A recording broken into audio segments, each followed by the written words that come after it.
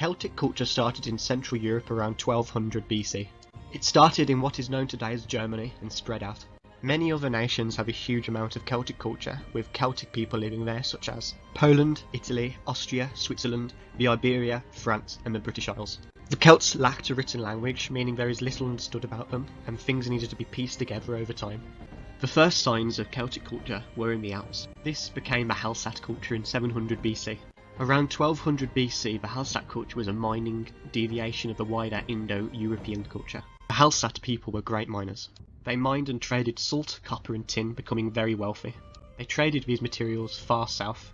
In return they would have gotten ivory, cloth and agricultural goods. By 800 BC they expanded wider out into Europe, building many hill forts led by independent Celtic tribes. Around this time they would have developed a clear class system. The top of their society would have been the war chieftains who would have ruled from the hill forts. Second would have been an autocracy of warrior nobles.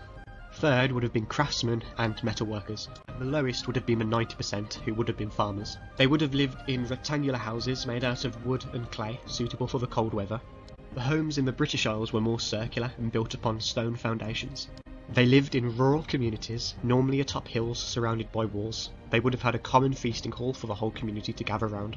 The elites of these tribes were buried in mound crypts, with their treasures such as metal and jewellery. The war chiefs were buried on war wagons and chariots. They were known for using well-made swords for use on horseback. Horses were the main source of power for the Celts, who became skilled warriors upon them. It was the harnessing of the horse that allowed them to spread their culture. Horses helped not only in battle, but also in trade and farming. Males wore cloth tunics and baggy trousers, with women wearing long dresses. Those in the British Isles and northern Germany would have also worn plaid cloaks. Body hair was considered unattractive to the Celts, with both men and women painfully plucking all of their body hair.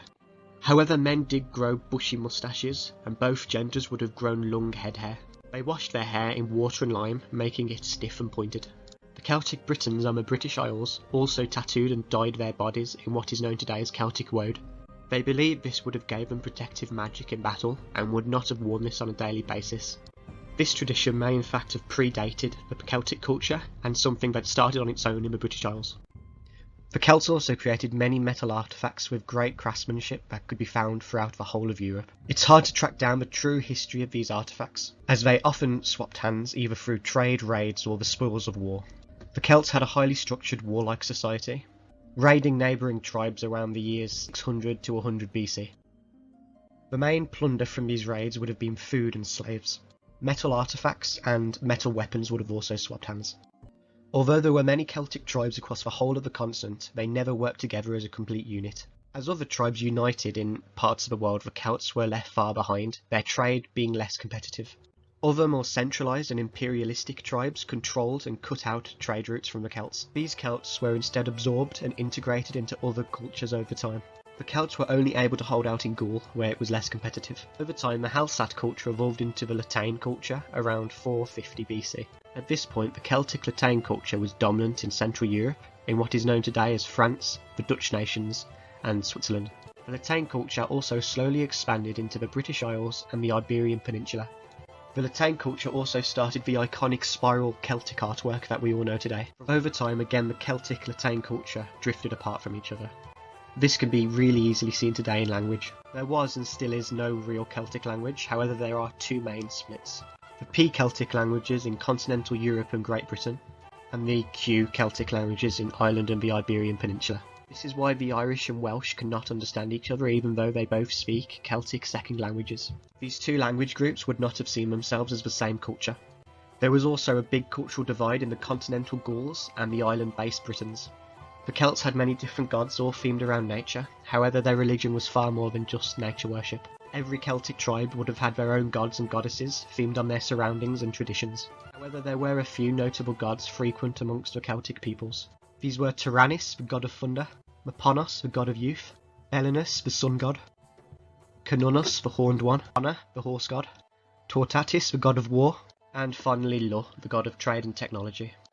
They were a highly uncentralised people, with many tribes acting independently and attacking one another, and they never worked together as a truly unified people. As the Celts grew in both wealth and size, they set up massive agricultural trade routes. They owned some of the most fertile land in the world during this time. They were adept farmers, being able to cultivate fruits like grapes and having many advanced farming tools such as ploughs. Celts were highly advanced compared to their peers in 500 BC. However, these Celts were no longer an ethnic race. Instead, they were many different tribes that all adapted, appropriated, and integrated into the Celtic culture and language. Their advancements in metalworking were way ahead of their time. Even the more advanced cultures of the time learned from the Celts. Over time, more centralised and imperialistic tribes subjugated nearby small Celtic tribes who were assimilated. Germanic tribes also slowly pushed out from Scandinavia, both taking and subjugating Celtic tribes. The Roman Empire would also become a power over time. The Romans would slowly become effective at countering the Celts and conquer them with ease. For instance, the Celtiberians, those Celts that lived in Iberia, were an easy conquest for Rome. Most of Europe would slowly lose their Celtic influence, with the Celtic culture only surviving in Gaul and the British Isles. Around 58 BC, Rome, under Julius Caesar, would wage war on the Celts in Gaul. The Celts were seasoned and adept warriors, but lacked the cooperation and unity to push back against Rome. Commander of the Roman invasion, Julius Caesar didn't want to stop there. The Celtic Britons of Britannia also aided Gaul against Rome, with many Gauls fleeing to Britannia afterwards. There may have also been marriage ties and alliances between the two lands. Julius Caesar built around 600 small transport ships and 30 galleys. He also called upon his new Celtic allies and vassals to invade the islands of the north, Britannia. The Roman Empire was the greatest and most powerful empire of the time, but even they feared the Celts, especially the Britons of Britannia. The average Roman was convinced that Britannia was a land full of brutal savages, who fought naked, used cannibalistic magic, and burnt their enemies alive. There were three main tribes in Britannia, not only the Britons, but the Britons were by far the most populous. There were no clear borders, however the Britons would have mainly inhabited the south of Britannia Magna. There were many more tribes in the north, but the most populous tribe were the Picts. These northern tribes would have inhabited the north of both islands, not only what is known today as Scotland. Britannia Pavna would have mainly been inhabited by the Scotti, who would have inhabited the south of the island. The Scotti would later migrate north into Scotland, which is where Scotland gets its name. Again, there were no clear borders during this time, but the Scotti would mainly inhabit the Highlands of Scotland. When the Romans did decide to invade Britannia, the generals needed to force a 40,000 strong army to cross the Channel, as they still feared this mythical land. The Romans slowly but steadily conquered the south of Great Britain, in what is known today as England. The Romans also allied with Celtic Briton tribes who helped them conquer this land. Some Celtic tribes, however, would never give in, with the Romans having to put down revolt after revolt. The Romans settled Londinium in 47 AD, and this would later become London. Around this time they also introduced the first currency into Britain, not only to boost trade, but also to attempt to assimilate the Celts.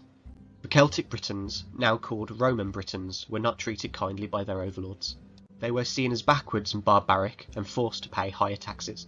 Many were also sold into slavery and shipped to the continent. Over time, the Roman Britons adopted Roman culture. This is called Romanisation. Celtic culture slowly faded away in certain parts of Britannia, making way for the new Roman culture. The Romans invested into all of their conquered territory to attempt to spread their culture. New standards of hygiene were introduced, and if you wanted to get clean, you'd have to go to a Roman bathhouse. If you wanted to become educated, you'd have to buy Roman books written in Latin. Working hard, or being part of the elite, made way to you owning or obtaining new luxury goods. The two most common of these were silk and wine. New fabrics such as silk spread Roman fashion, and with wine spread Roman cuisine and banquet tradition. The Romans left behind many grand buildings such as walls, forts and bathhouses. They also built many road networks that are still in use today.